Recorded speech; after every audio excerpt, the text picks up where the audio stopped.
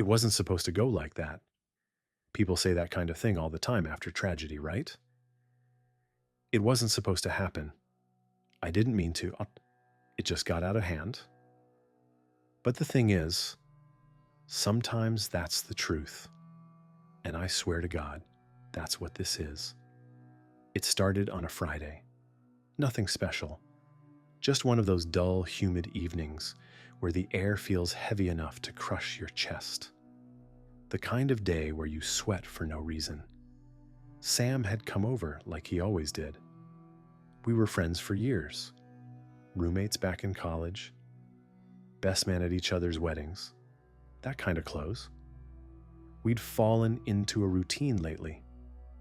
Friday night beers, some takeout, crappy horror movies we half watch while trash talking the plot. That night was no different, until it was. He made a joke, something small, about my job. I'd been laid off a few months back and I was trying to get a contract gig going. It wasn't going great. He said something like, "Man, how's it feel to have more free time than ambition?" I laughed, sort of, but it landed wrong.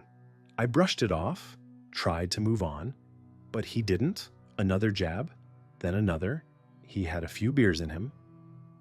His words started slurring a bit. His voice got louder, meaner. I told him to cool it. He laughed. "Come on, man, don't get sensitive. You used to take a joke." It wasn't the words. It was the way he said it. Like he wasn't kidding anymore. Like he wanted to get a rise out of me. I stood up, told him maybe it was time to go. He rolled his eyes, called me soft. I don't remember what I said next. I just remember the shift. He stood too. He was taller than me, stronger too. But something in me snapped. Maybe it was the weeks of stress, the rejection emails, the bank notifications, the sound of him laughing. I don't even remember picking it up. The wrench from under the sink. We were in the kitchen. He was yelling. I turned around and it was in my hand. I don't remember swinging it. Not clearly. It was like watching someone else move through me. There was this sound, software wet. And then silence. He dropped, just collapsed, like a switch flipped. I froze. My hands were shaking. My heart pounding like it was trying to claw its way out of my chest. There was blood. On the floor, on me. I kept waiting for him to groan, to sit up, to yell. He didn't move. I knelt beside him, touched his neck. Nothing. I don't know how long I sat there. Could have been 10 seconds. Could have been an hour. But when I stood up, everything changed. The panic hit, full force, like a dam breaking inside me. What had I done? What do you do with a body? You don't call the cops, not when you're the one holding the wrench. You don't call an ambulance, not when you already know it's too late. So I did what cowards do. I cleaned. I dragged him, God, he was heavy, into the garage, cleared out the deep freezer, the one I bought last winter when meat was cheap. I never used it much. Now it had a use.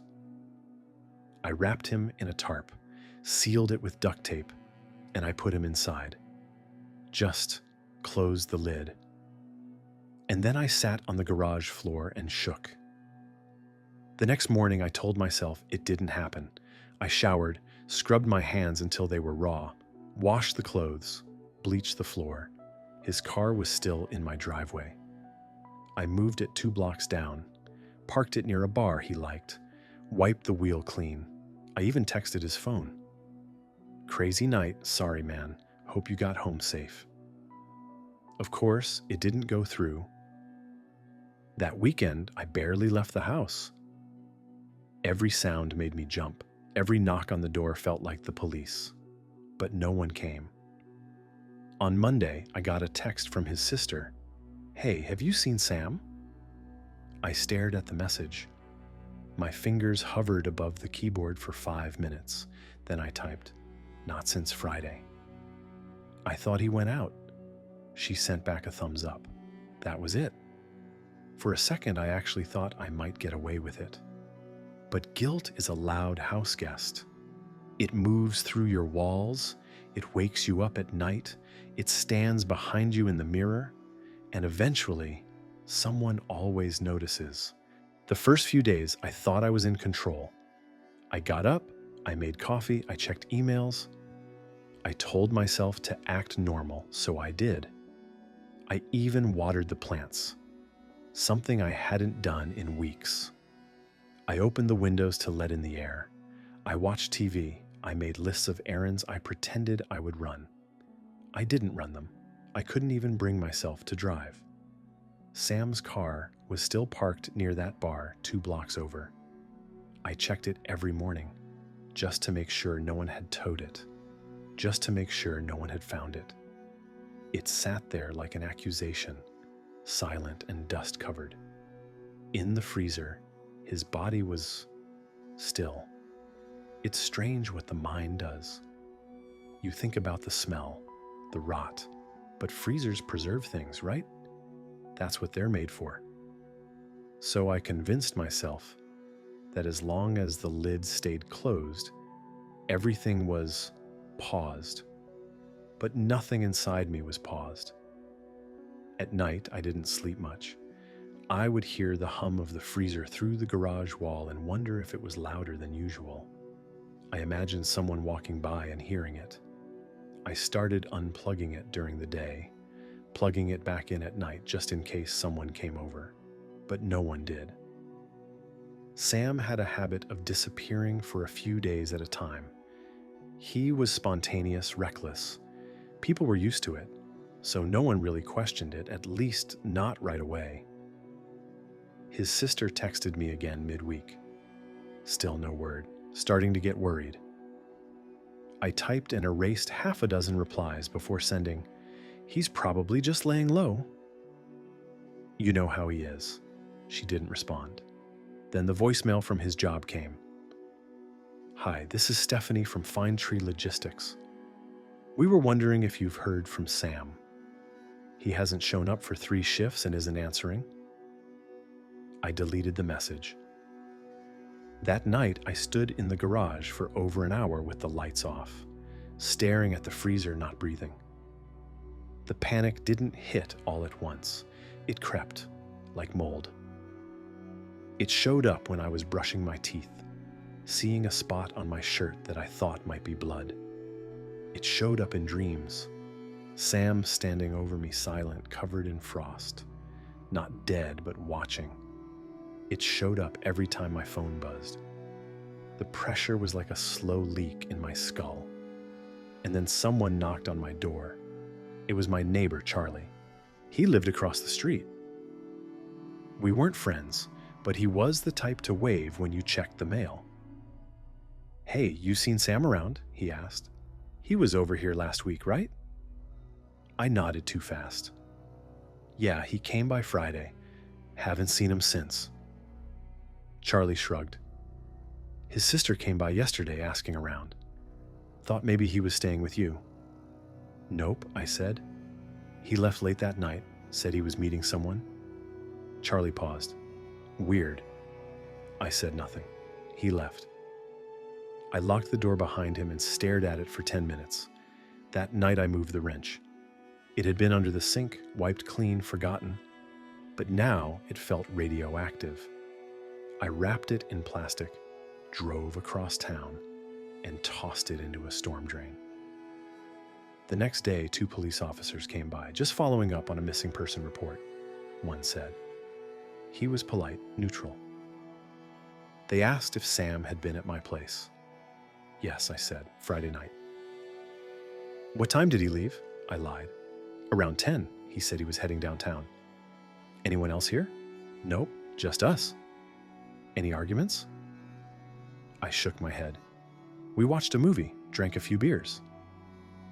They nodded, wrote things down. They didn't ask to come inside. They didn't have a warrant. They were fishing. I kept my face calm. My hands were sweating. As soon as they left, I collapsed on the couch. I don't remember how long I sat there. The clock ticked like a hammer. I couldn't hear anything but the sound of my own breath. Days passed, rumors spread. Sam was missing. His sister posted on Facebook, "Photos, please." Last seen Friday night. She didn't tag me, but people knew we were close. More knocks, more calls. His boss came by, a friend, a cousin I hadn't seen in years. And then one night, the silence broke again. A cop car parked 2 houses down, stayed for 20 minutes, left. I watched through the blinds, heart hammering. They were circling. I started to feel like I couldn't breathe in my own house. Every wall echoed with the hum of guilt. I cleaned obsessively. I threw out the rug. I replaced the blinds.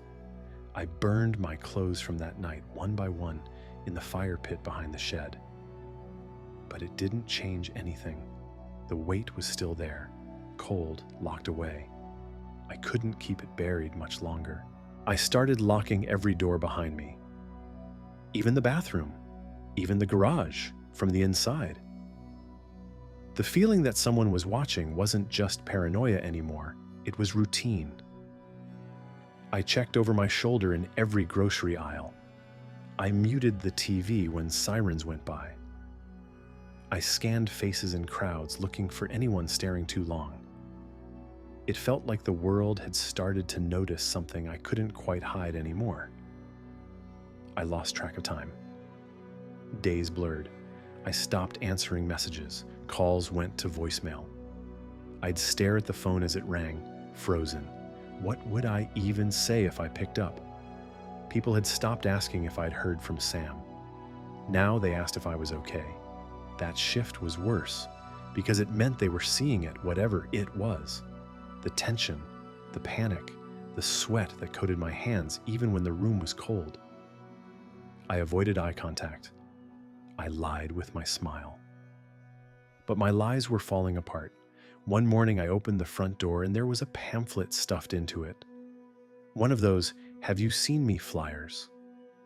It had Sam's face, the date he went missing, a phone number for tips. My heart stopped. I didn't see who left it, probably a volunteer, someone working with the family. But now it was on my doorstep. That same day, my neighbor Charlie came back. He stood at the edge of my porch with his arms folded. "You all right?" he asked. I lied again. "Yeah, just tired. Been working a lot." He nodded slowly. "I mentioned you to the cops. Hope that's all right."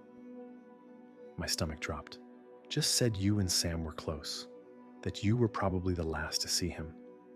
They asked about your car, if it had left town." I kept my voice steady. "Why would it leave town?" He shrugged. "That's what I said." He left after that, didn't say goodbye. I went inside, shut the blinds, and sat on the floor. My house felt like it was listening. The floors creaked more than usual. The hum of the freezer seemed louder every day. The smell started on a Thursday. Not strong, not constant, but faint, sour, unfamiliar. I tried to convince myself it was the drain, the trash, something I spilled. But I knew. That night I opened the freezer. I hadn't in weeks. Not since I closed the lid and swore I'd never look again. But now I had to know. I peeled back the tarp. It had frost on it. The smell hit me like a slap. Sharp, real. I threw up on the garage floor. Then I cleaned it. Scrubbed until the concrete looked raw. I stood over that freezer for hours. I thought about fire, about dumping the body, about disappearing. I didn't do any of those things. I went back inside and sat in the dark. 2 days later, the police knocked again. Detectives, this time, suits, serious faces. They asked to come in. I said no. One of them handed me a card. Said they had more questions. Said this was now active. I nodded, my throat dry, my palms soaked. They didn't force anything. But I knew it wasn't casual anymore. They had questions, real ones. I closed the door and slid to the floor. I couldn't stop shaking. That night I barely slept. I kept imagining the freezer breaking, power going out, smell leaking, a neighbor complaining, dogs barking, the cops with warrants, my garage door splintering open in the dark. I couldn't take it anymore. So I started preparing, just in case. I gathered the tarp, extra duct tape, bleach, gloves, a crowbar. I didn't even know what I planned to do. Move him?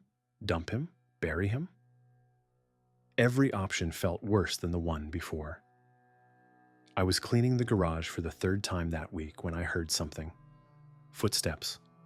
Not outside, inside. I froze.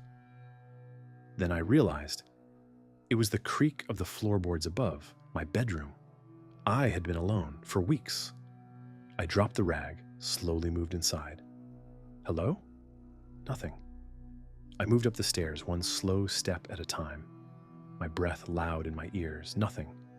But on my bed, someone had opened the flyers, the missing person flyers. They were fanned out, staring up at me. I hadn't touched them in days. That broke something in me. The panic became rage, not outward, not at someone else, at myself, at what I'd become, at the silence I had let rot everything inside me. I went downstairs, stood in front of the freezer, and screamed. Just screamed. No one heard, or no one cared. Either way, it was just me. The next day, they returned. The detectives. And this time, they weren't asking. They had a warrant. They didn't say what tipped them off. I assume it was Charlie, or a neighbor, or maybe I slipped. Maybe my eyes gave me away. They went into the garage. It took 5 minutes. The door opened. The tarp was lifted. I sat on the couch, hands in my lap, while the noise of radios and camera clicks filled the air around me. They didn't cuff me right away. One of them just looked at me and said, "Why?" I couldn't answer, because there was no why. Not really. There was just fear. They didn't put the handcuffs on right away. There was something strange about that, almost like they didn't need to, like they knew I wasn't going to run. I didn't even stand up when they read me my rights. I just nodded, like it was a line I had been waiting to hear. You have the right to remain silent. For weeks I had been silent. Now I had no idea what to say. They didn't ask questions at first. They just walked me out the door and into the back of a cruiser. The sky looked gray. Not stormy, just indifferent. Like the world had already moved on. I sat behind the glass with my hands folded in my lap. And for the first time in all those endless days, I felt something close to stillness. Not peace, not guilt, just the end of noise. They took me to the station, fingerprints, mugshot, paperwork, all of it routine, but nothing about it felt real. The first time I spoke was during the interview. A detective I hadn't seen before sat across from me. She didn't look angry. She didn't look like she pitied me either. She looked tired. Like she'd done this 100 times before, like she already knew my story before I told it. We found the body, she said. I nodded. We have your neighbor's statement. Timeline matches. Car footage shows you moving Sam's car. GPS confirms location. I nodded again. Is there anything you want to say? I stared at the table. The laminate had scratches. One of them looked like a bird in flight. I didn't plan it, I finally said. I know, she replied. I didn't want to hurt him. She didn't write that down. Why didn't you call for help? She asked. I didn't answer. She didn't push. She just slid a photo across the table, Sam's face, the same photo from the flyers. He was your friend. I closed my eyes. I know. And you put him in a freezer. Silence. She stood up. You'll be arraigned tomorrow. And that was that. Jail wasn't what I imagined. It wasn't loud. It wasn't violent. It was quiet, monotonous, like waiting in a place where time forgot to move. My public defender was fresh out of law school, nervous, apologetic. We'll try to argue emotional distress, panic response, No prior record. You held a job. No history of violence. I nodded like that mattered. But I knew what was coming. The trial didn't start for months. The media grabbed it fast. Man hides friend's body for weeks after killing him in argument. The headline made it sound simple, cold. They always make it simple. No one talks about the days you spend trying to convince yourself it didn't happen. No one talks about the nights you stand in the dark, whispering his name. No one prints that. The courtroom smelled like wood polish and sweat. Sam's sister was there every day. She never looked at me. The prosecution called me selfish, calculated, dangerous. They weren't wrong. The defense called me broken, stressed, a man who made a terrible mistake. They weren't wrong either. I didn't speak during most of the trial, just watched, just listened. But when the jury read the verdict, guilty of manslaughter, tampering with evidence, unlawful disposal, I stood up. "Do you want to make a statement?" the judge asked. I did, not because I thought it would change anything, but because after all that silence, I needed to say it out loud. "I killed my best friend," I said. "I hit him, I panicked, I hid it, and I lied. Every day I lived with that lie. Something inside me rotted a little more. There is no excuse for what I did. No version where I come out clean. I am sorry. And I know that's not enough. But it's the only truth I have left." The room stayed quiet. I was sentenced to 22 years. Not the maximum, but close. Now I sit in a cell the size of a janitor's closet. My bunkmate snores, the lights buzz, the food is gray, and every night I see Sam. Not angry, not cold, just there, like he never left. Sometimes I think about that night and wonder, what if I had just walked away? What if I had taken the insult, let it slide, gone to bed angry but alive? What if I had picked up the phone instead of the wrench? But there are no more what-ifs. There is only now, and now is justice. And the strangest part is, it doesn't feel like punishment. It feels like weight removed, like something I've been carrying for so long, I forgot it wasn't a part of me. In this small cell, with its rusted bed frame and flickering bulb, I can finally breathe, even if it's through steel bars. The world kept turning without me, but in here, time finally caught up.